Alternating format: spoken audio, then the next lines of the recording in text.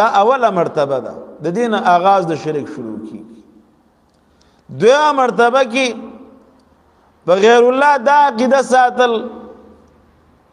چې دا واک او اختیار لري الله څخه اختیارات ورکړي دي د کمال نه خالی نه دي خلق وي کنه پښتانه وایي که خدای نه دی خو د کمال نه خالی نه دي نو دویم نمبر چې کله دا عقیده جوړ شي چې زما په حال پوهیږي نو بیا دویم نمبر کې دا راځي چې یاره الله څخه اختیارات ورکړي دي به درېمه مرتبه کې چې دغه عقیده ور باندې جوړ شي چې څه تصرفات او ذمہ داری الله ورکړي دي نو به محتاج الیهم غني چې لکه ګوره کار کولی شي حاجات د محتاج پورا کولی شي محتاج الیه وګڼل شي ما فوق الاسباب نو بیا ورته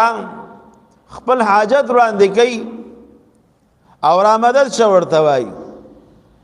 پس څلورمه مرتبه کې بیا مالی یا بدني عبادت شروع کی مالی داغه د پاره نظر او منښت کوي بدني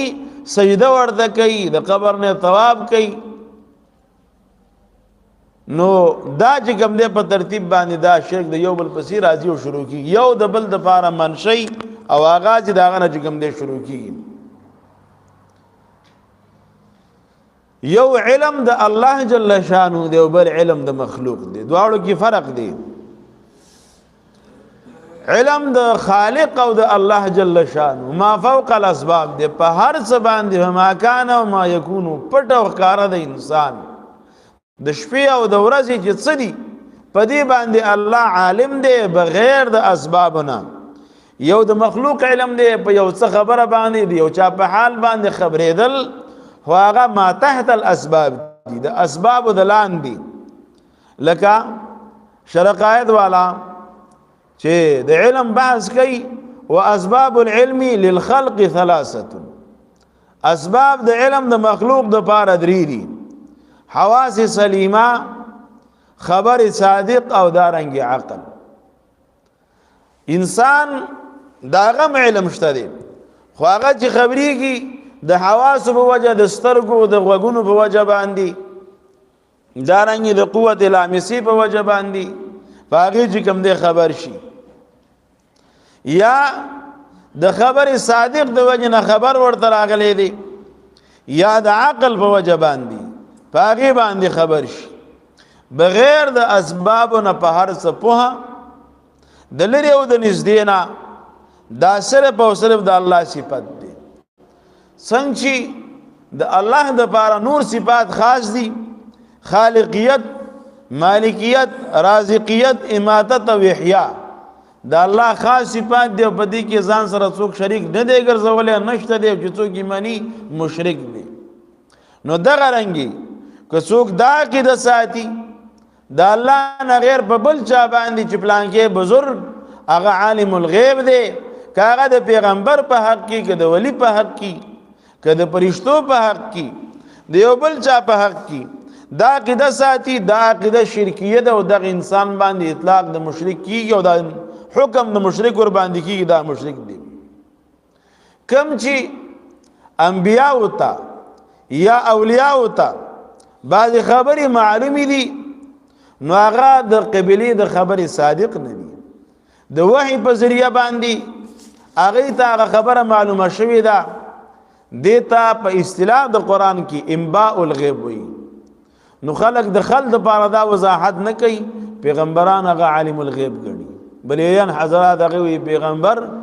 عالم دی هما کان او ما یکون چې مرکه شي باغیم خبر دی آینده چې ځکیږي باغی باندې خبر دی په جزئیات او په کلیات لوی او وړو خبرو باندې په ارز باندې خبر دی او حاضر او ناظر دی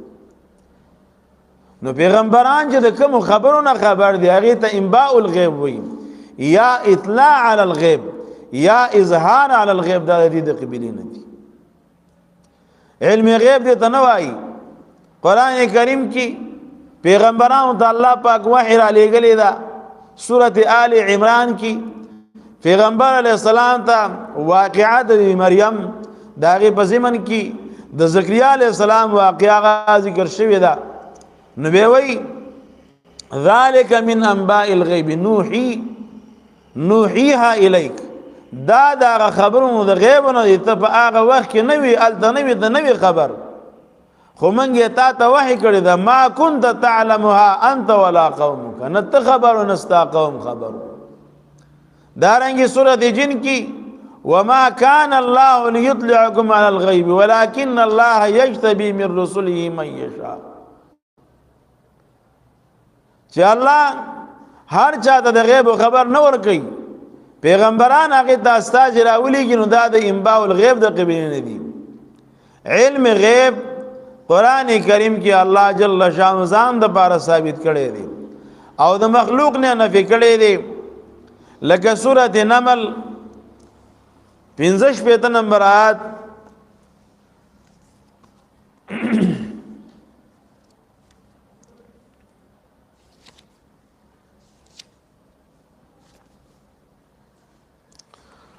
قل لا يعلم من في السماوات والارض الغيب الا الله وتوا پیغمبرا نه پوهیږي هغه څوک چې په اسمانونو کې دی او په غیب په ځمکه کې دی الغیبا الف لام جنسی دی په جنس غیب باندې الا الله مگر یو الله فإذا الخلر خبر ده ما يشعرون ايان يبعثون دا قبرونو کې چې پراته دي په دې هم نه دي خبر چې کله برابر تکي د خلکو عقیده دا د اولیاء مبارک دا عقیده وا چې د ولی په قبر باندې چرچن کینی نو پته وته لګي چې دا نړ دی او که خست دا پته وته لګي الله وی وما يشعرون ايان يبعثون په دې نه دي خبر چې موږ بکره را پورته کیږو دنیا د حال نه هغه نه دي خبر هغه ته دا پته نشته دي په غیب باندې دا الله نه غیر هیڅوک نه پويږي نه پزمکه کې نه په اسمان کې دارنګي سورۃ هود ولله غیب السماوات والارض خاص د الله د پاره پټ د اسمانو د زمکو دی غیب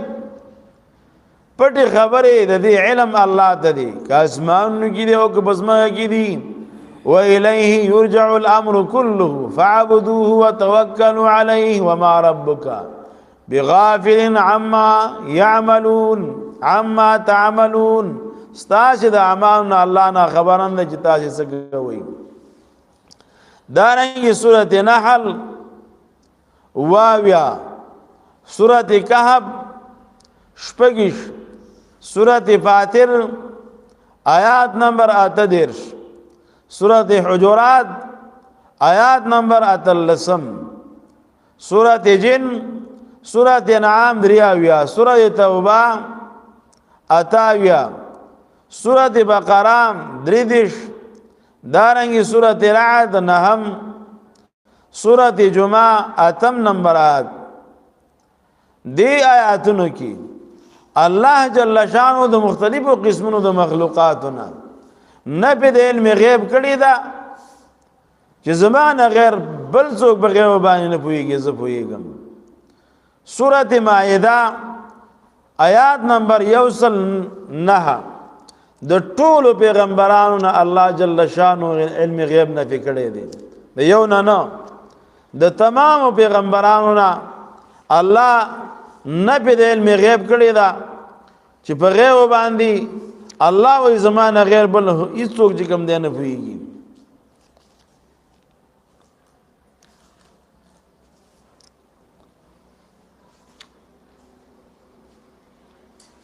نمبر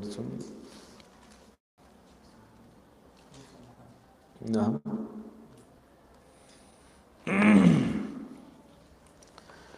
يوم يجمع الله الرسل فيقول ماذا اجبتم کله به راجم کی الله پاک پیغمبران د قیامت پر ورځ به الله ټول پیغمبران راجم کی فيقول ماذا اجبتم نو الله به ورته وای تاسو څه جواب درکړی شی او طرف د قومونو د قومونو طرف تاسو ته څه جواب ملاو شو